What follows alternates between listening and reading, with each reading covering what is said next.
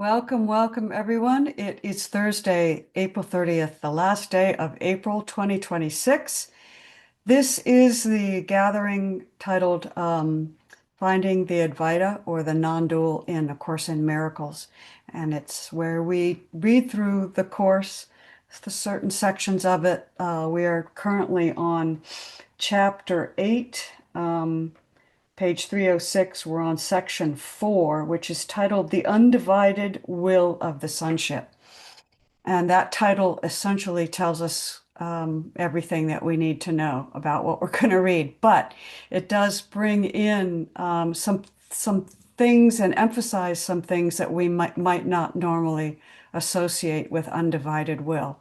So before we start, let's just settle in, and I want to just give us a few minutes to let the day go. And if you don't have to do any effort with letting the day go, you just have to allow the silence.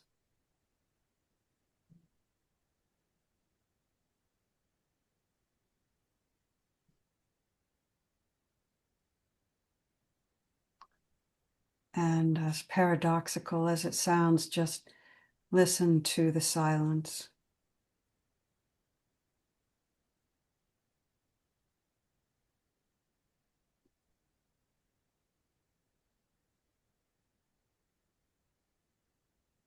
And letting the breath guide you a little bit more deeply into relaxation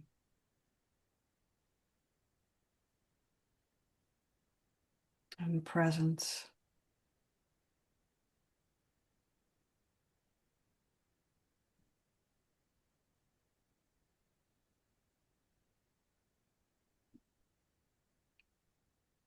And when we're present, there's nothing else really. We can let the day go, but if there's something holding on, we can forgive it or allow it.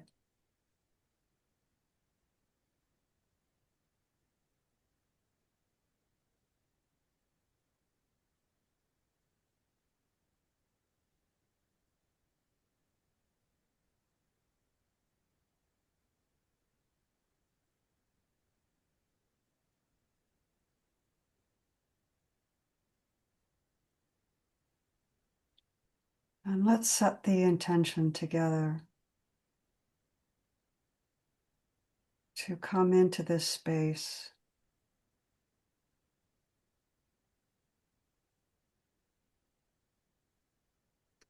taking a seat at this table.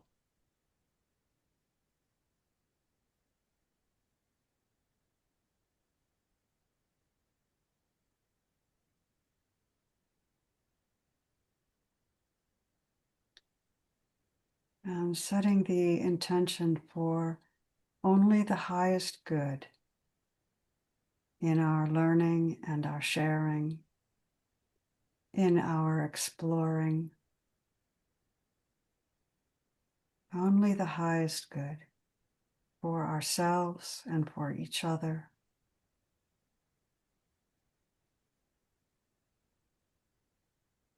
Knowing yourself welcome here.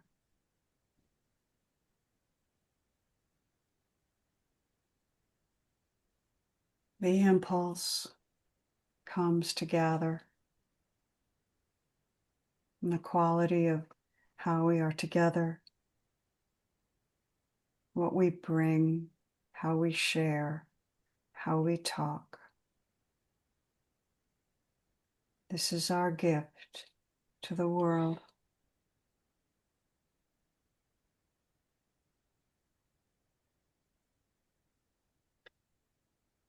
And the purpose of every gathering is discovered.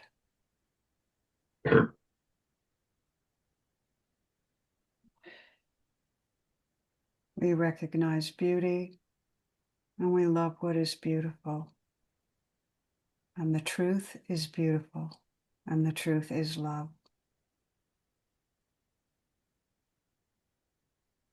Let's allow our conversation to arise from the depth of our being, in freedom, in loving kindness.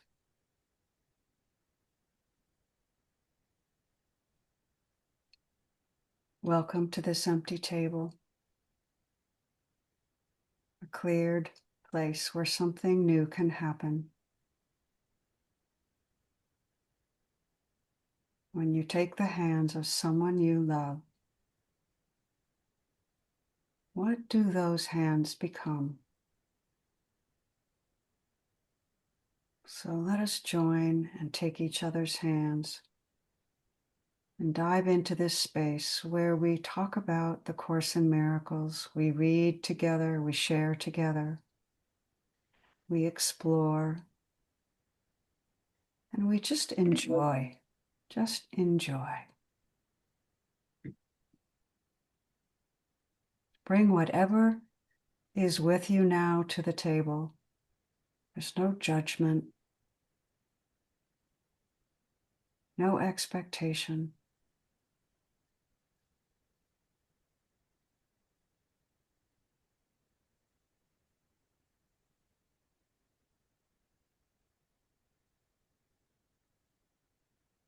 So when you're ready, come on back.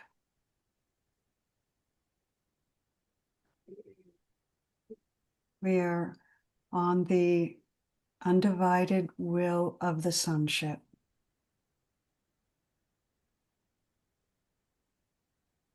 And the last time that we gathered, we read through the first, I think the first two paragraphs. So I'll just really quickly summarize, and then Chuck is going to start us out, and we're going to read 3 paragraphs at a time. So in the first paragraph,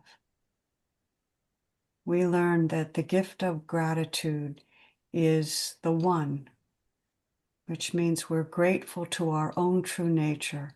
We are grateful to discover the eternal nature of our true self. And the first paragraph uses the term acceptable. What is acceptable to God? And what is acceptable is what is like itself, what is a match for it.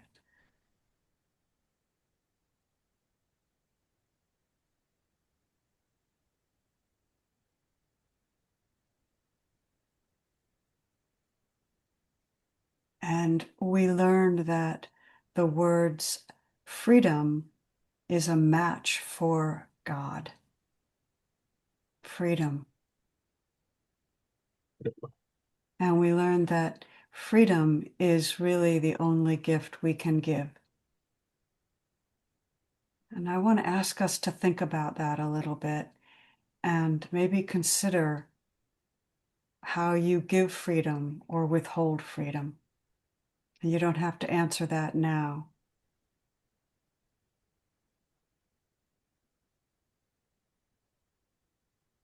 And then in the second paragraph, we learn that freedom is equal to creation, which is equal to love, and that you can't imprison any part of the sonship.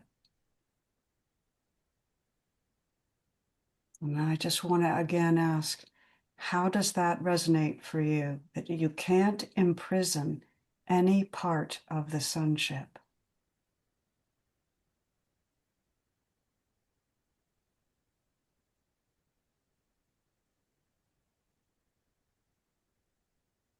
So freedom is creation and is love. And then it goes on to talk about the Holy Trinity and how if you imprison any part of the Holy Trinity, nothing is free. And the Holy Trinity is holy because it's one.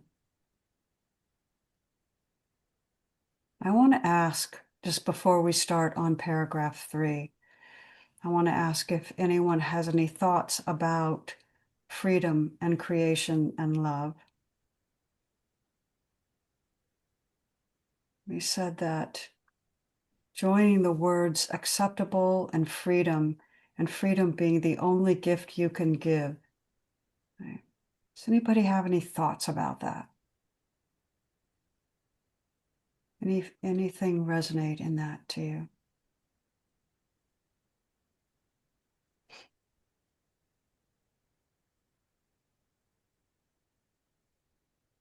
I would just, it comes up like it's unrestricted, it's unlimitedness. Anything not that is imprisonment or constriction. Um,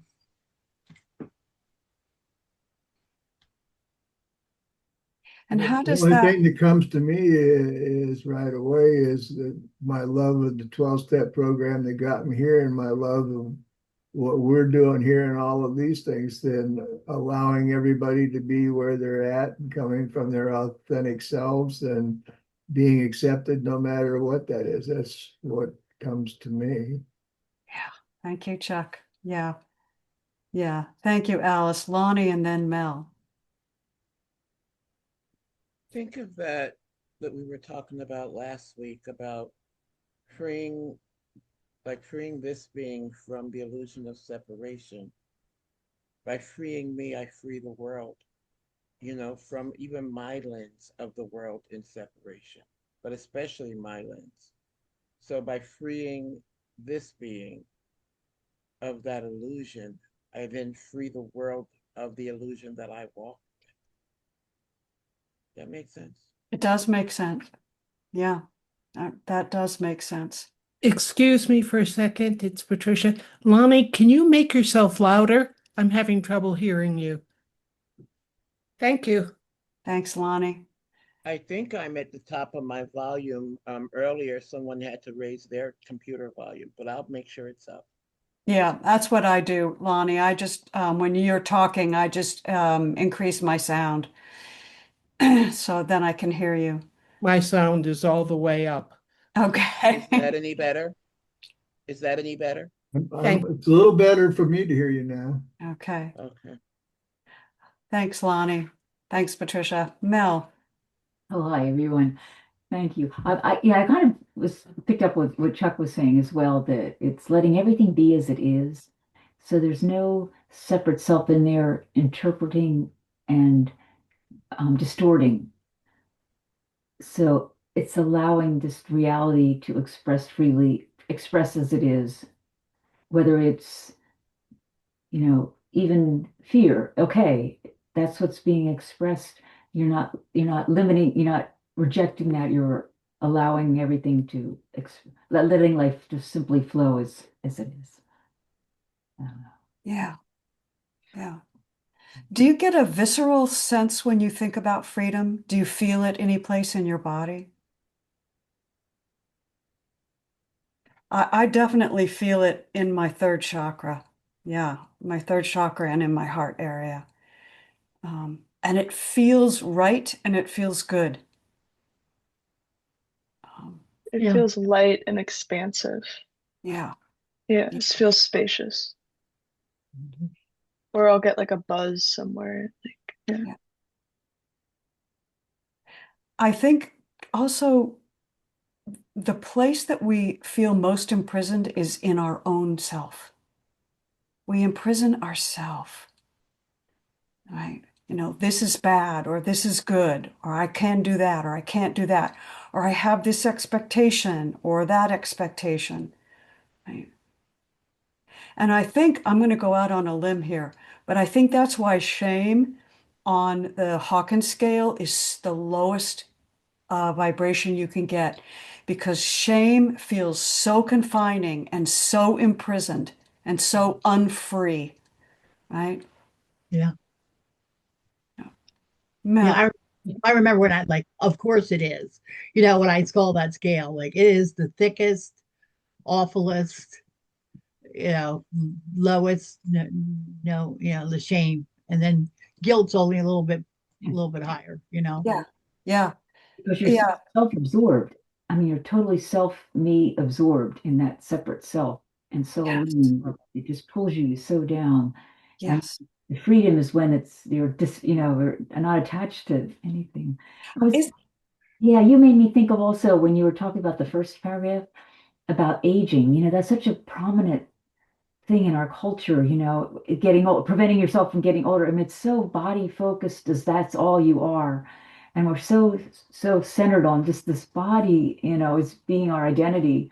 And that's just so imprisoning because it's saying it's going to die, how more fearful is that when our whole identity is wrapped up in this and how we look and, all in the superficial.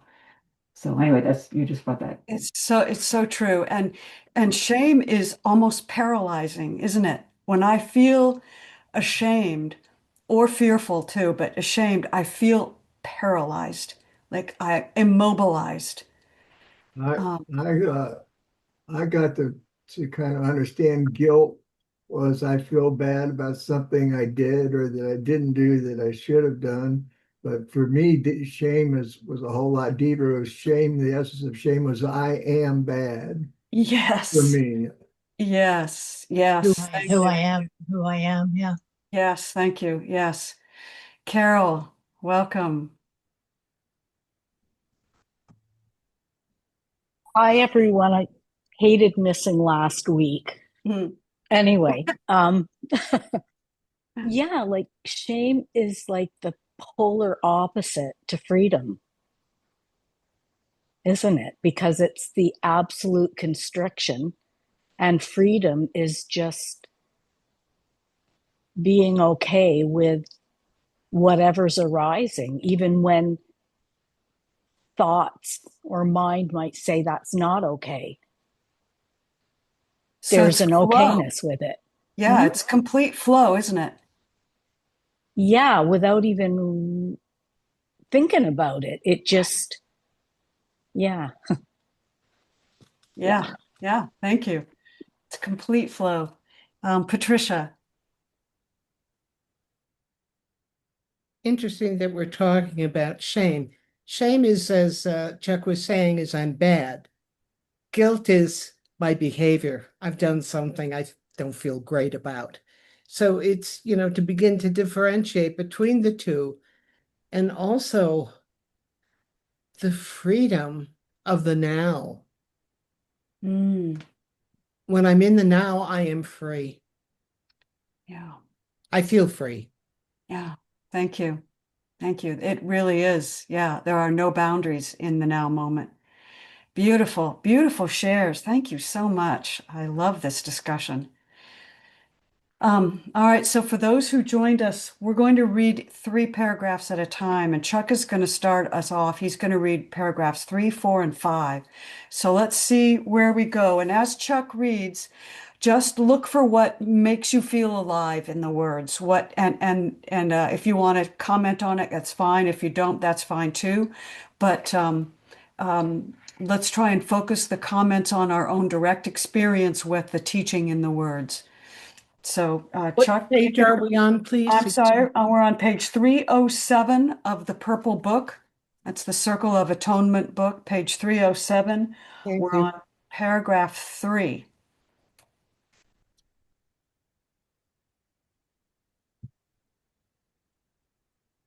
So take it away, Chuck.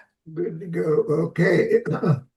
If you exclude yourself from this union, you are perceiving the Holy Trinity as separated. You must be included in it because it is everything. Unless you take your place in it and fulfill your function as part of it, it is as bereft as you are. No part of it can be imprisoned. Its truth is to be known. Can you be separated from your identification and be at peace? Disassociation is not a solution, it is a delusion. The delusional belief that truth will assail them, and so they do not see it because they prefer the delusion, judging truth as something they do not want. They perceive deception as and block knowledge. Help them by offering them your unified will on their behalf, as I am offering you mine on behalf of yours.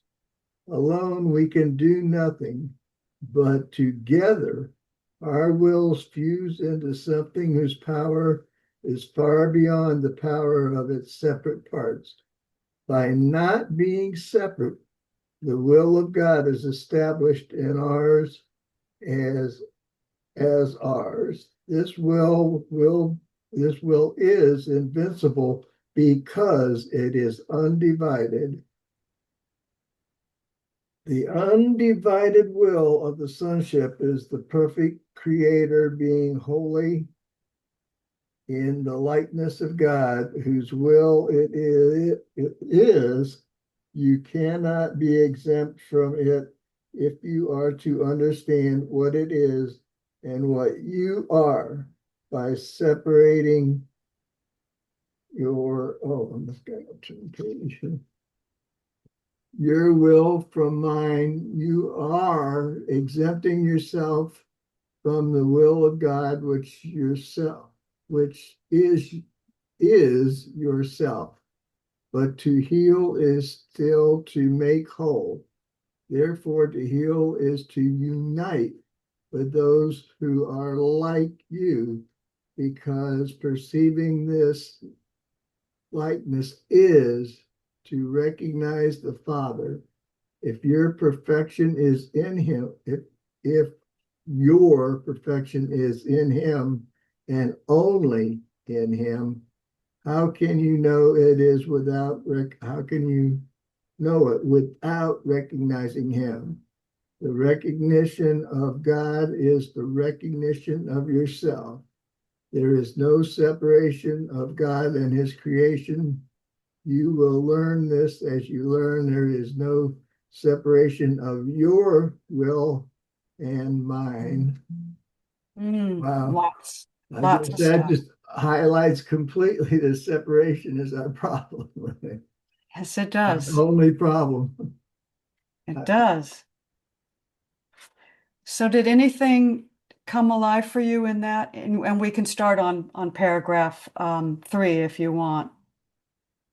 What stood out for me was you must be included in it, capital IT, because it, capital IT, is everything. Is everything. That really stood out. And no part of it, this is sentence 4, no part of it can be imprisoned if its truth is to be known. No part. That means the crappy parts and the good parts, right? Yeah. How we interpret that, what we interpret as a body mind as crappy or good. No part of it. Which is why no judgment, right? No judgment is a form of imprisonment. Do you see that? Is that obvious? Yeah. Self-judgment is a form of imprisonment, and judgment of anything else is a form of imprisonment. It doesn't mean we can't experience it and have our reaction to it. Have a shit fit about it. Don't imprison your response. But view your response from the undivided will of the one, right? View your body, mind, your body, separate body self in the dream from the undivided viewpoint of the one and watch it happening within that. And then don't worry about it, right? That's the Right?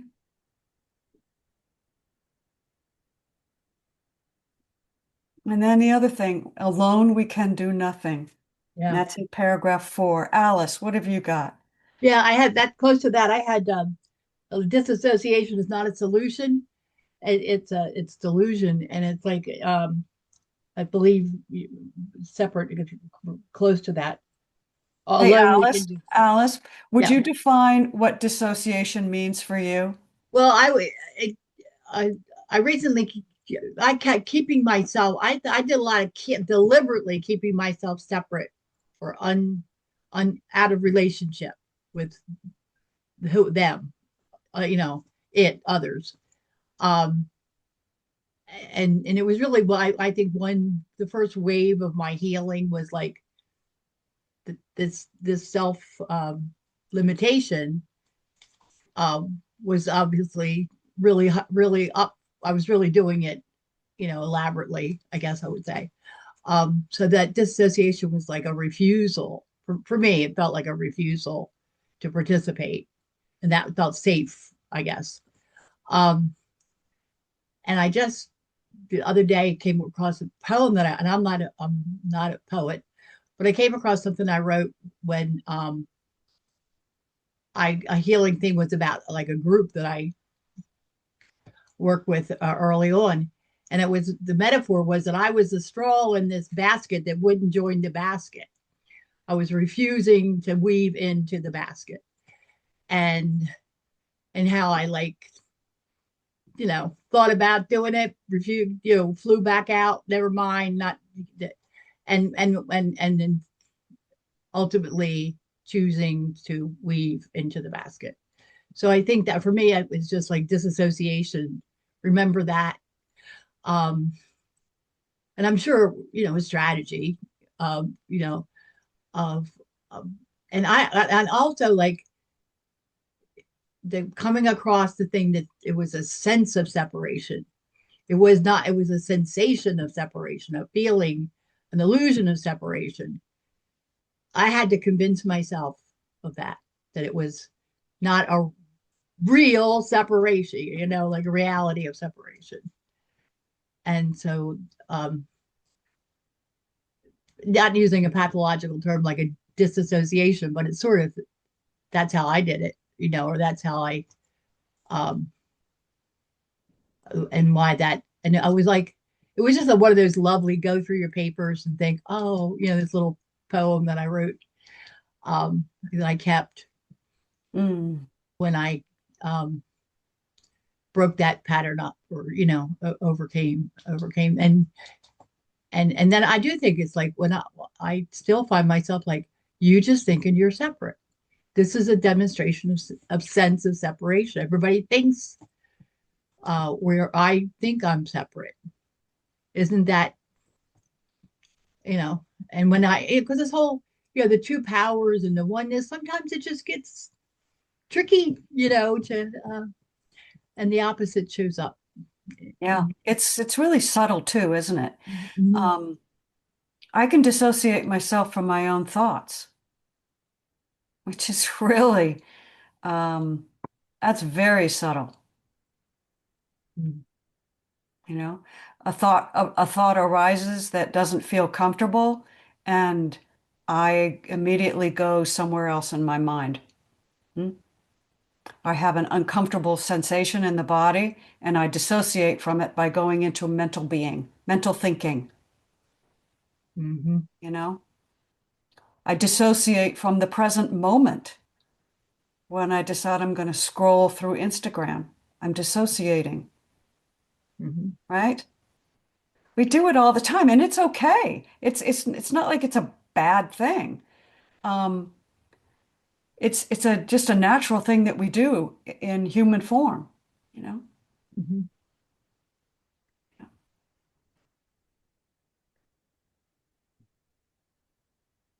Are you complete, Alice? I am. Okay. All right, I can see Carol reaching for something.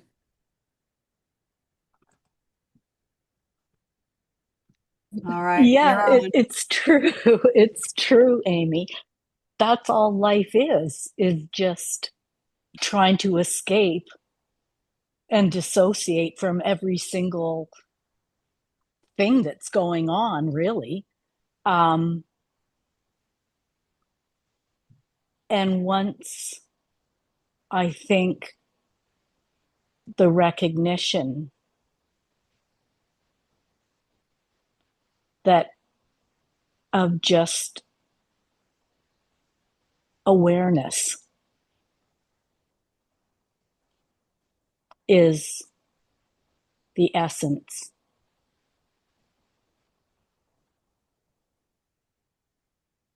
Then that everything else is within it. Mm-hmm. And it doesn't matter what the body mind is doing or what other seeming body minds are doing, because it's just onlyness. It's just awareness. So do you have moments where you dissociate? Can you describe a specific instance where you've had the experience of dissociating? Yeah, probably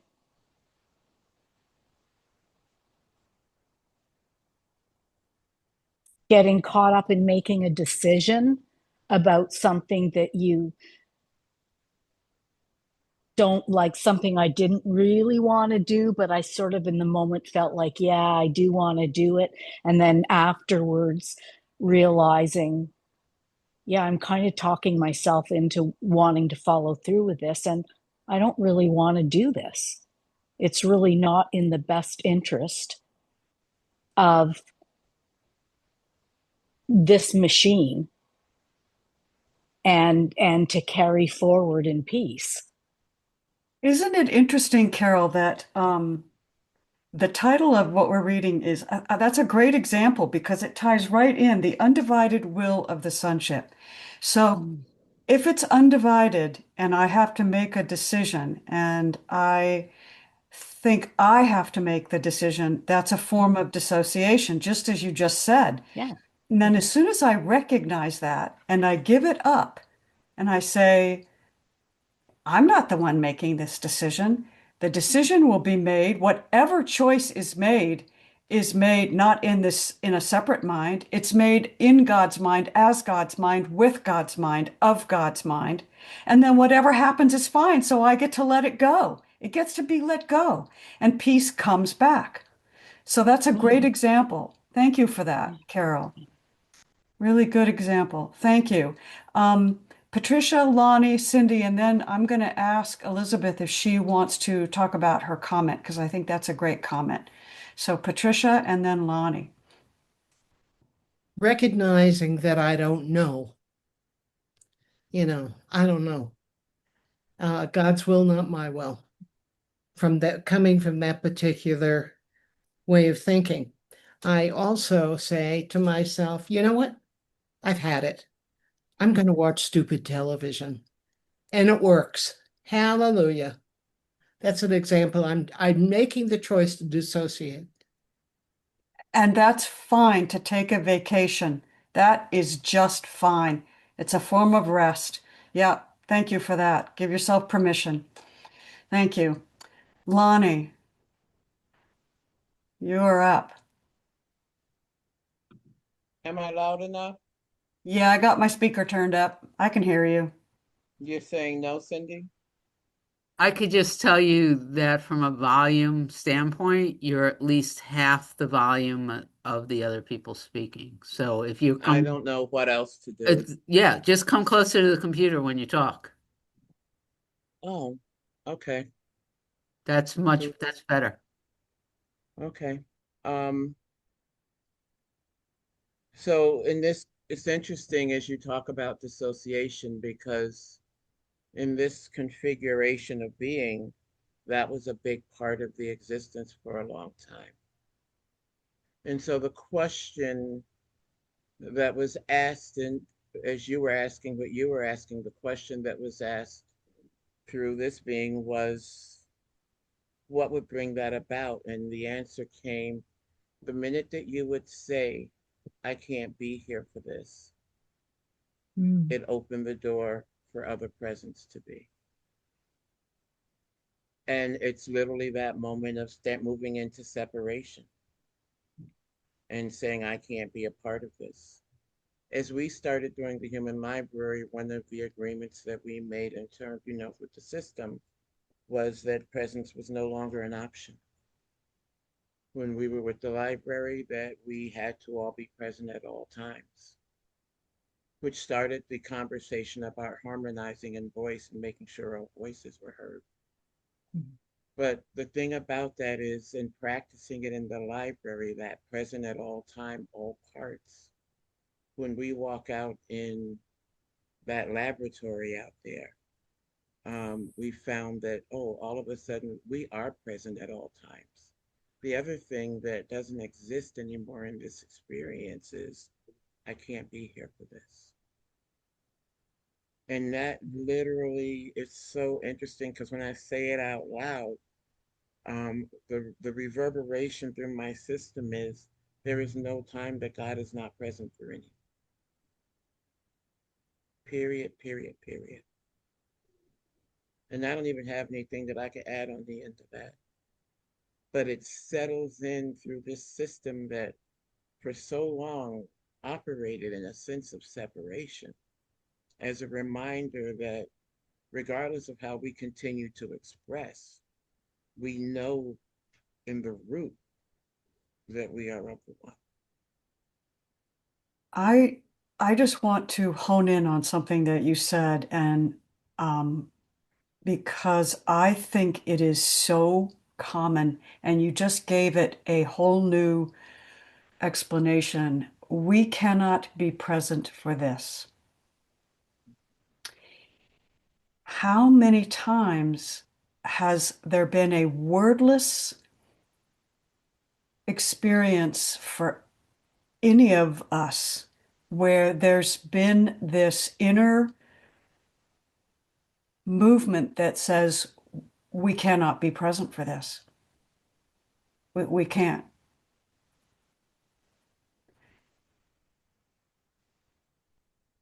It's really, really powerful. And then we dissociate. It's kind of one of those places of making a claim in the energy or space of I am. And it's that place of, like I kept talking about for a while, I am is that diving board off into experience. I am, and whatever comes after it comes the claiming of the experience. I am not present for this. And so the one making that decision thinks they're separating, but in fact, all the rest of the being that I was and am in that moment was present. And I think, yeah, non-duality can become a form of dissociation, because if you grab onto there is no person here, then that can be used as a way to justify dissociation. And so And the moment that we feel a pushback with anything at all, that's the cue in my system that that pushback means stop moving, stop pushing, stand present, stand still. wow, that just about makes me cry. Mhm. That is such a powerful, powerful thing, Lonnie. Mhm. Never said it out loud like that before. So Mhm. Oh, that's just beautiful. I could just rest in that. I wrote that down. I'm gonna bring that up again. That's just that's a great teaching, Lonnie. Cindy, you're up. Yeah, this is just from a different perspective. I've been very fortunate in my daily practice in the dyads with intuitive writing because we write for 15 and then we read to each other at the end of that. And what I have noticed over the last X number of years is that something pushes me out of receiving the other person's writing. And I no longer identify as just, oh, you're rude, you're not paying attention, don't tell the person. I have learned that when I realize that I haven't heard a single thing they've said, that this something feels threatened by the truth emitting from the other person, and I've slowed down and stopped and asked them to read it again.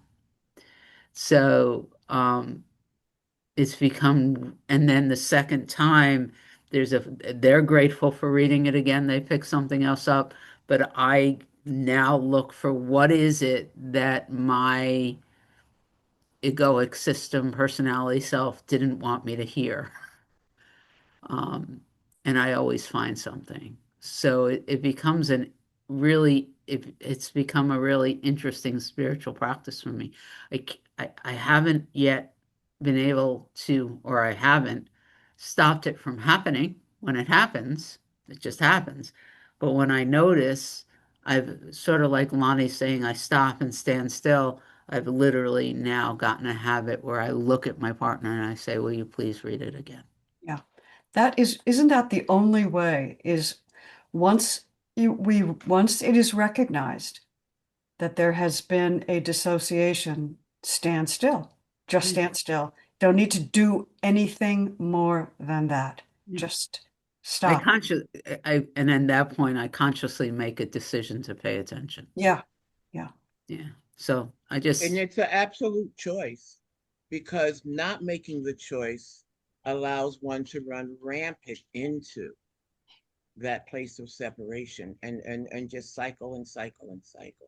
hmm But at any time, then the waking up of realizing that that's happening, that choice is there in every moment. Yeah. But And it's I'm an going to, actual choice. yeah, I want to just say it's all happening within the one. So there's no separate self that's making the choice to stop Right. dissociating, right? It's the oneness calling to itself and hearing itself say, be silent. It's also the oneness having the experience Yes, yes. It's of all, separation and remote. it's the oneness having the experience, forgetting itself, falling asleep to itself, feeling uncomfortable, as this section says. If you are not joined, you are uncomfortable. It is painful to be separated. Right. Thank you for that, Cindy. I'm going to ask Elizabeth if she wants to say anything about her comment, her in the chat. It's a key point of awareness.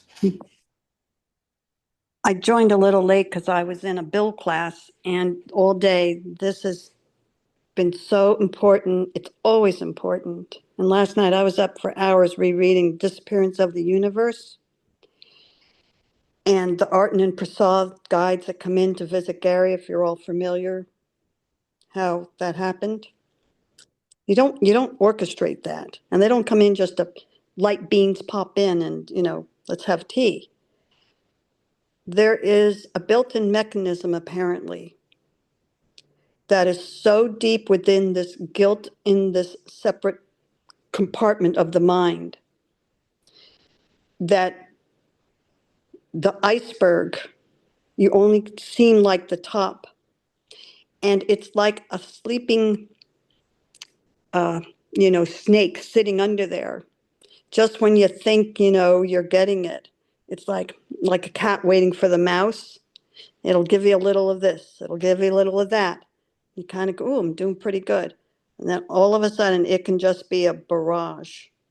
And it says, it is a strategic, conscious, that needed to be made unconscious. So this extra guilt, because there's a first decision, they say there's like 4 deep levels. And it knows weaknesses and strengths. It says it planted them there. And it can make it seem so simple as all of a sudden mine says, no, go have a little snack. And as soon as it's pulling the body, it says over and over, first of all, it says the bodies are made from the mind. They're the robot puppets. And the dissociation, that's part of it because it knows it's dissociated from love. And it also knows it can't really be. And anytime it gets the closer to being aware of that, like, oh, they're really paying attention now, that's when it wants to. I've even witnessed these like ticker tapes going off in my head sometimes. I had a dream the other night where I could actually see it sketching a scene, putting in people, and I woke up and I mean, I was like vivid. So this question again was the witnessing becomes important. Okay. Yep. Thank you very much. Because the mind has to stop moving the body because Yep. it's using it as a distraction. Thank That's part of it. And we need to say, let me sit down. Thank you. Thank you, Elizabeth. So you're just echoing Carol there, and that it's the witness. The witness has to stay, doesn't have to do anything. The witness is there. It never leaves. It is always there. It just reawakens to its own eternal illuminated self.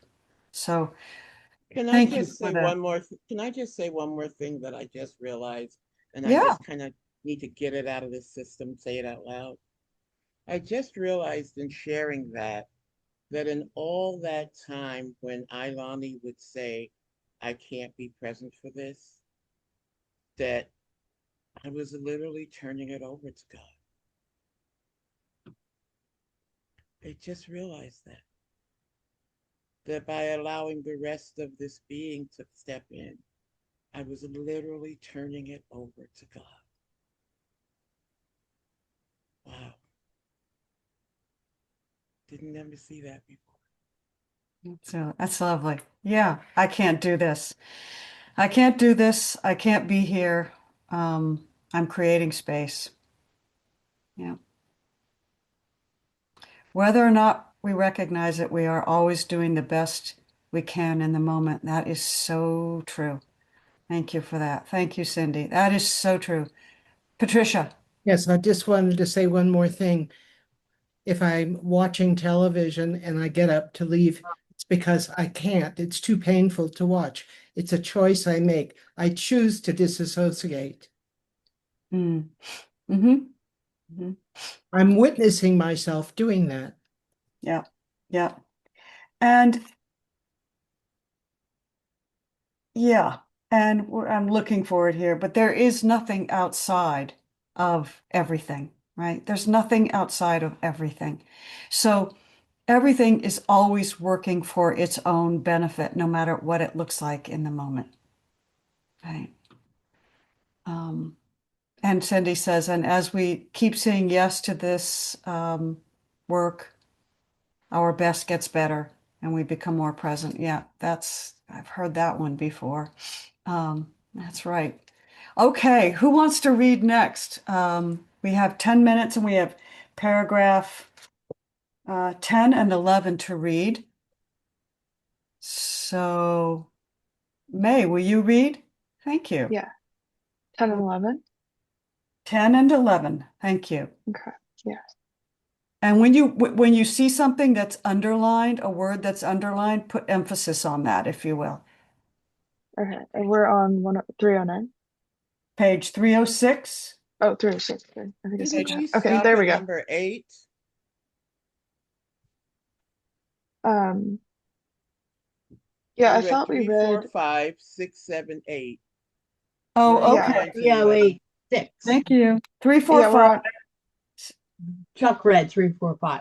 Okay, yeah, sorry. Thank you. See, paragraph 6. Okay. I Oh, good. Okay.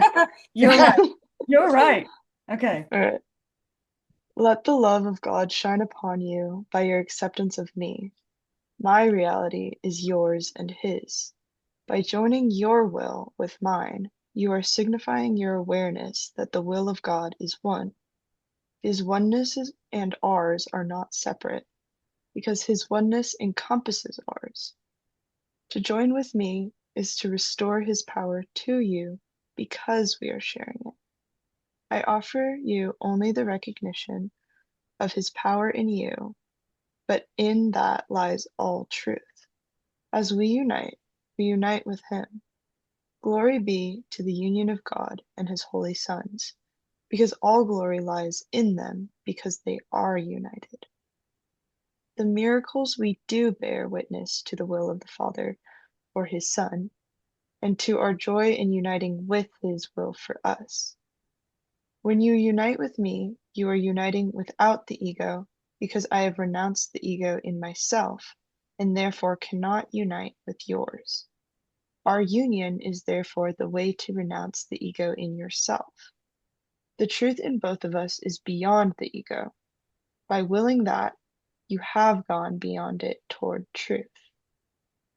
Our success in transcending the ego is guaranteed by God, and I can share my perfect confidence in His promise because I know He gave me this confidence for both of us and all of us.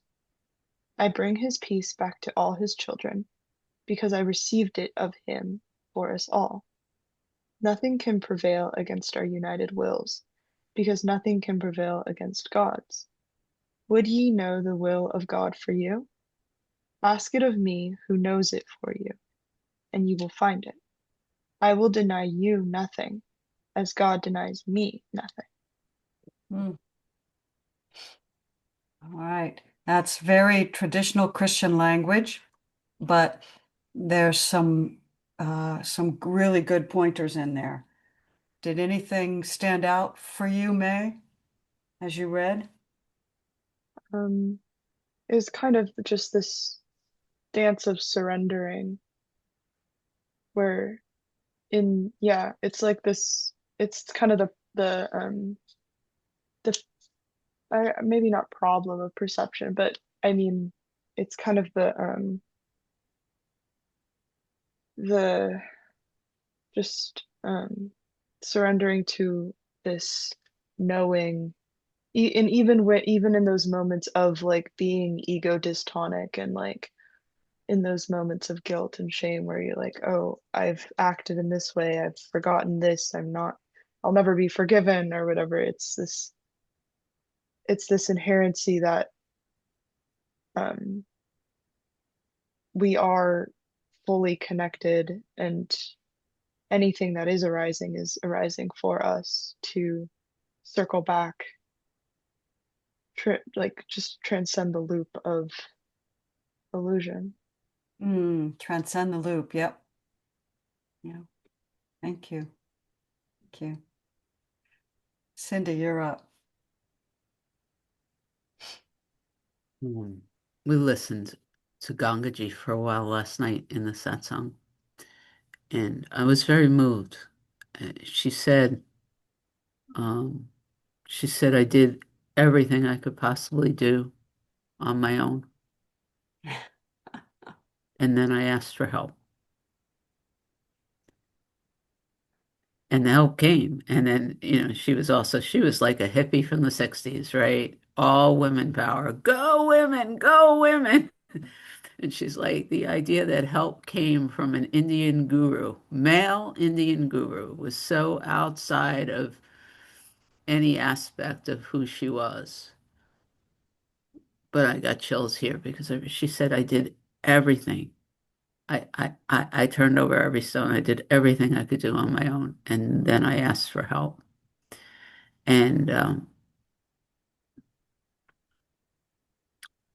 I can't hear it enough right now. This surrender and asking to be shown, asking for help, going, damn, I feel separate. Damn, I feel small.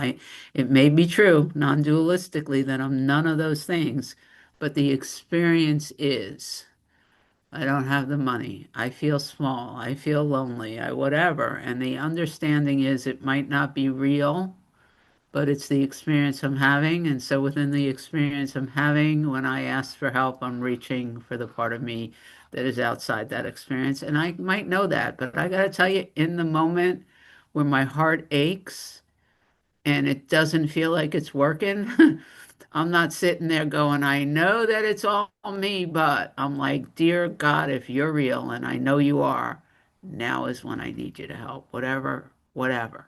So I heard that in this reading. Ask me for help. And so I'm going to say that out loud as often as it comes up. That's what I heard in this reading. Thank you. So one of the things that this reading, we've been talking a lot about not being separate. This teaching, it's sort of taking us from an admonition that we're not to see ourselves as separate, that we are united, that we're one. And then now it's equating love with will. It started out equating freedom and creation, and what else? I had it written down here. Freedom and creation. And now it's talking about love and will. And so love and will both come from the same place. So true will and love are the same.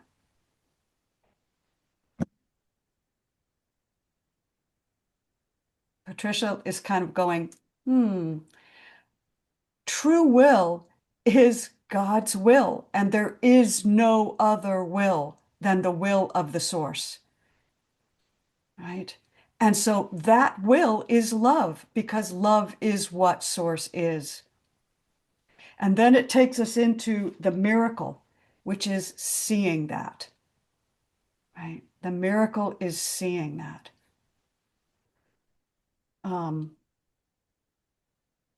So now we link will with miracles, and unity consciousness cannot happen with the ego. It just can't. Yeah. And it's an idea. It's an idea. Yeah. Yeah. Patricia's, sorry, May, I didn't mean to interrupt you. No, go ahead. Yeah. All right, Carol's gonna take us out, perhaps. You're up, Carol. Yeah.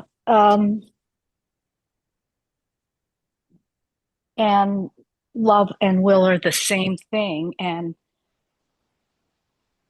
truly, what is love?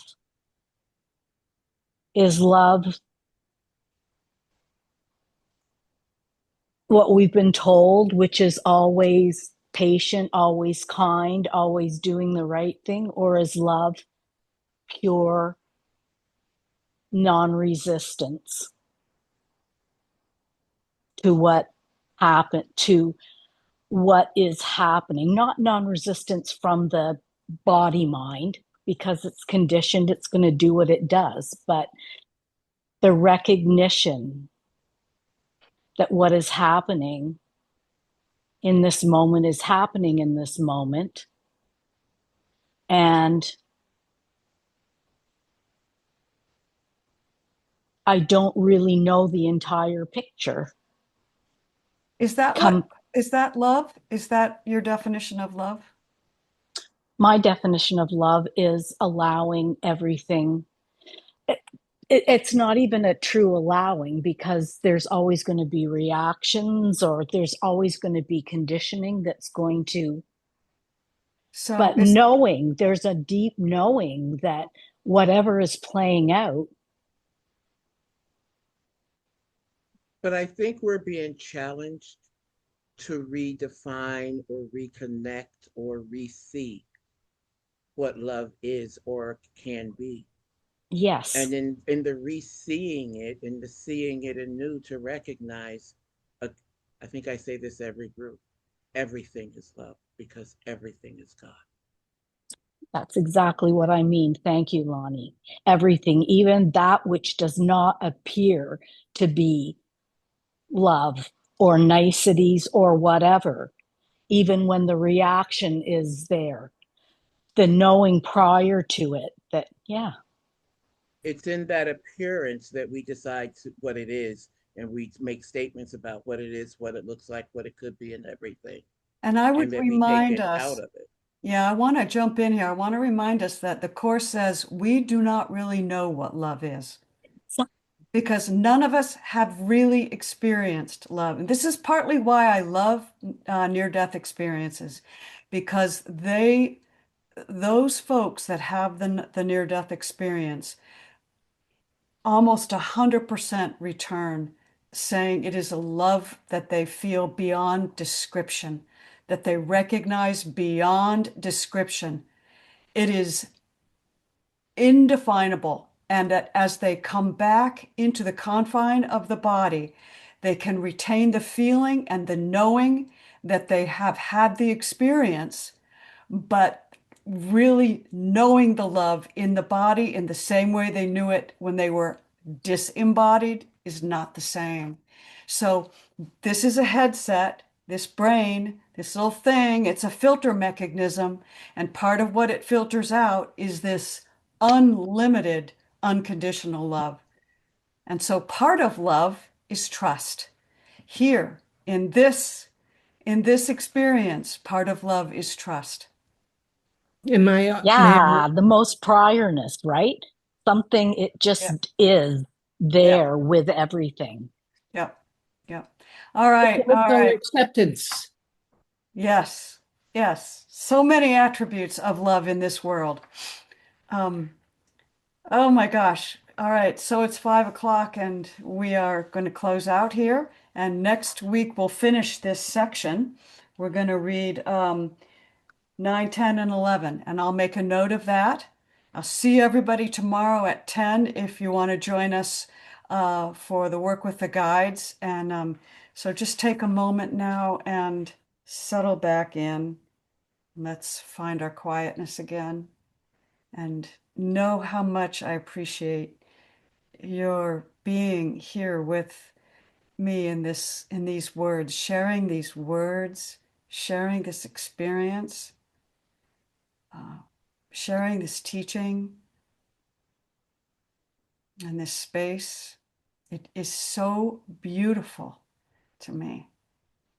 And I extend my appreciation, my true appreciation and gratitude to each and every one of you. So come, whoever you are, wanderer, fire worshiper, lover of leaving.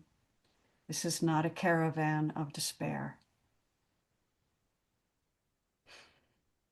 It does not matter that you have broken your vows 1,000 times. Still come and yet again. So I'll see you tomorrow or Monday, whenever we join together again. Thank you. Go in peace and with love. Good night.